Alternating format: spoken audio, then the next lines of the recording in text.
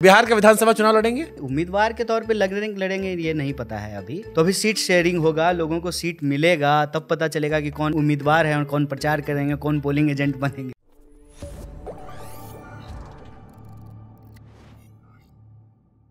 बिहार का विधानसभा चुनाव लड़ेंगे? बिहार का विधानसभा चुनाव लड़ेंगे। ऊपर से क्लियर हो गया?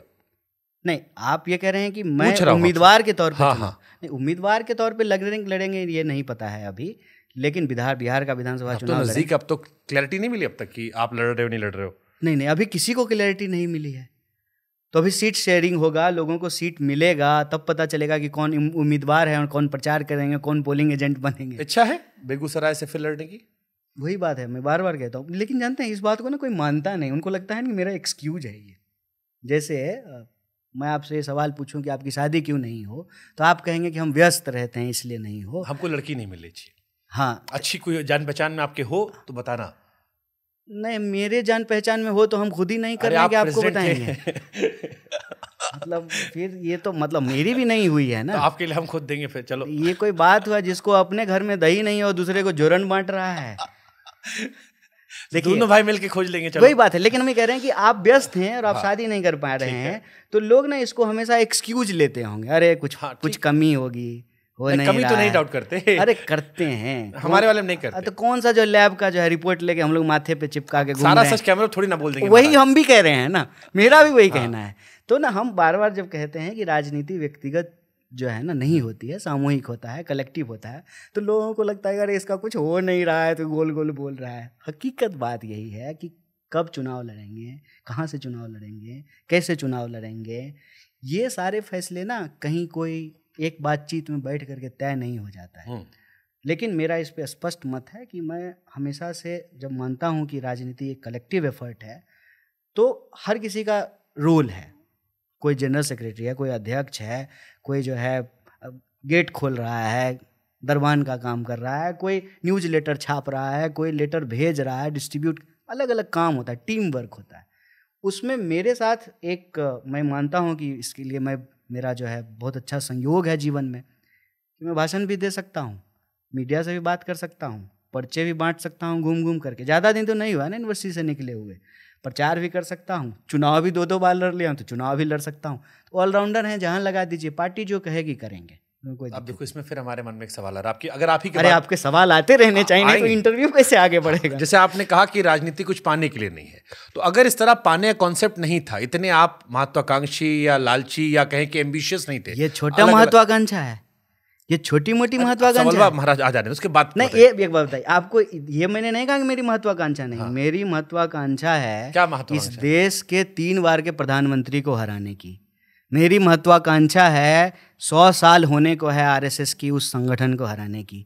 मेरी महत्वाकांक्षा है कि जिनके डर से पत्ता नहीं हिलता है, तो मतलब बाप तो छोड़ दीजिए, बेटा का भी तूती बोलता है। जैसा को देखें ना, अंग्रेजी बोले ना बोले तूती बोलता है उस आदमी का, उससे हराने की। ये छोटी महत्वाकांक्षा, ये जानते हैं, ये बहुत बड़ी महत्वाकांक्षा है। तो मतलब फिर इसमें 2 सवाल है। एक सवाल ये कि क्या आपकी पूरी पॉलिटिक्स एंटी बीजेपी आरएसएस ही है? क्योंकि जितनी बातें आपने महत्वाकांक्षाओं में बताई, ये सिर्फ एंटी बीजेपी आरएसएस वाली साउंड कर रही है। तो वो हमारे खिलाफ कंस्ट्रक्टिव कुछ नहीं, कंस्ट्रक्टिव है। हाँ शुभंकर जी, अरे ऐसा नहीं है। मतलब आप मैं बताता हूं, मैं उसको एक्सप्लेन करता हूं। देखिए, मैं उनके खिलाफ क्यों हूं? व्यक्तिगत दुश्मनी नहीं है। वो एक पोजीशन होल्ड करते हैं और एक आइडियोलॉजी को कैरी करते हैं। वो जो पोजीशन होल्ड करते हैं, उस पोजीशन से हमारे कुछ एक्सपेक्टेशन है एज ए सिटीजन, और जो वो आइडियोलॉजी कैरी करते हैं, हम उसके खिलाफ हैं। एक्सपेक्टेशन उस पोजीशन से जो हम होल्ड करते हैं, जो पोजीशन वो होल्ड करते हैं, उससे ये है कि इस देश की सरकारें जनमुखी होनी चाहिए। ये कंस्ट्रक्टिव है, होना चाहिए। और वो जनमुखी इसलिए नहीं हो पा रहे हैं, दोस्तोन्मुखी इसलिए हो गए हैं, क्योंकि वो एक पर्टिकुलर संगठन की आइडियोलॉजी कैरी करते हैं। देखिए, जब मोदी जी कहते हैं ना सबका साथ सबका विकास, तो उनको मालूम है कि उनकी विचारधारा से मिलती जुलती बात नहीं है ये। अगर उनकी विचारधारा से मिलती जुलती ये बात होती तो वो चुनाव में जाकर के शमशान कब्रिस्तान नहीं करते, कपड़ों से पहचाने जाते हैं ये नहीं करते। तो उनको ना डबल रोल प्ले करना पड़ता है। जब वो भारत में होते हैं तो गांधी के विरुद्ध जो विचार है उसको लगातार अपने भाषणों से बोलते हैं, तो जब जापान जाते हैं तो गांधी जी के ऊपर माला चढ़ाते हैं। बट चलो कन्हैया, इसमें भी जैसे, क्योंकि मैं बहुत सारे नेताओं के साथ पॉडकास्ट करता हूं, तो मुझे उन्हें ऑफ द स्क्रीन और ऑन द स्क्रीन दोनों जानने का मौका मिलता है। और मैं बहुत सारे नेताओं को, मतलब मैं नाम नहीं लूंगा क्योंकि अलग अलग पॉलिटिकल पार्टीज से हैं, जब मैं उनसे मिला तो ऑफ द रिकॉर्ड बिल्कुल अलग इंसान थे, और ऑन द रिकॉर्ड उन्होंने कहा कि पॉलिटिक्स की अपनी कैलकुलेशन होती है, गुणा गणित हिसाब किताब, जिसमें आपको चुनाव में जाते वक्त सब करना पड़ता है, फिर जब जीत जाते हो तो अलग कहानी होती है। तो क्या इसको इस तरह देखें कि उनकी मजबूरी भी वो है, जैसे 2004 में शाइनिंग इंडिया, जब मैं देखता हूँ अटल जी वाला, शाइनिंग इंडिया आया, ये हुआ हिंदुत्व से गए, सीटें कम हो गई, वापस ट्रैक पे लौटे, उनका एक वोटर है जो वही मांगता है। जैसे बहुत सारी पॉलिटिकल पार्टी, अखिलेश जी का एग्जांपल ले लेते हैं हम, केजरीवाल जी कर लेते हैं, सबको एक थीम ले ली उन्होंने कि इनकी पार्टी की ये यूएसपी है, उस यूएसपी पे खेलते हैं। बीजेपी की यूएसपी हिंदुत्व है, शायद किसी की कुछ और होगी, अलग अलग। बीजेपी की यूएसपी अगर हिंदुत्व है तो जब मोदी जी जाते हैं वहाँ सऊदी अरबिया और शेख को एकदम जादू की झप्पी दे रहे होती हैं, तब वहाँ हिंदुत्व खतरे में होता है कि एकदम full furnished, full fledged thrive कर रहा है। दैट्स डिफरेंट, सरकार वर्सेस पार्टी। कि जब इलेक्शन में जाते हो तो पार्टी होते हो, सरकार आते हो तो आप सब आते हो।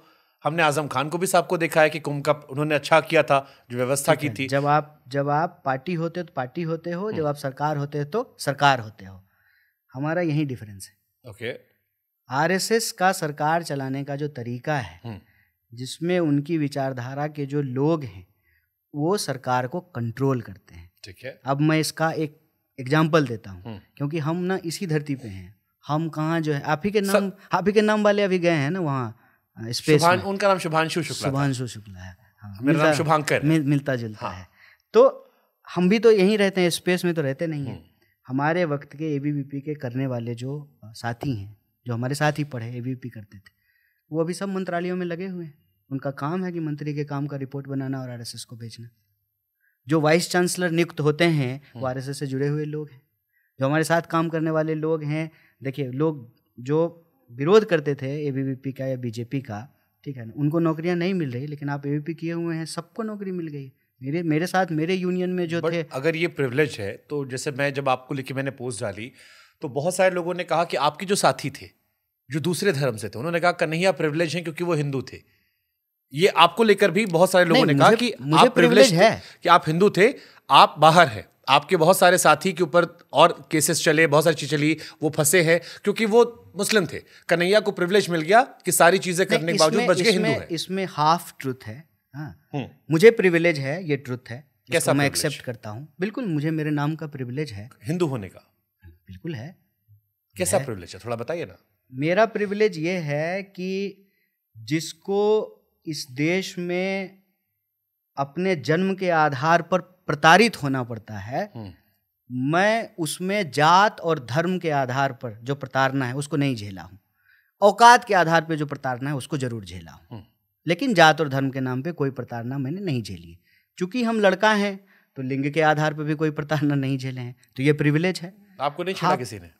नहीं, हमको कौन छेड़ेगा? आप स्मार्ट आदमी हैं महाराज, आपको छेड़ेगा, हमको कौन छेड़ेगा? हमको देख करके तो लोग भाग जाएं।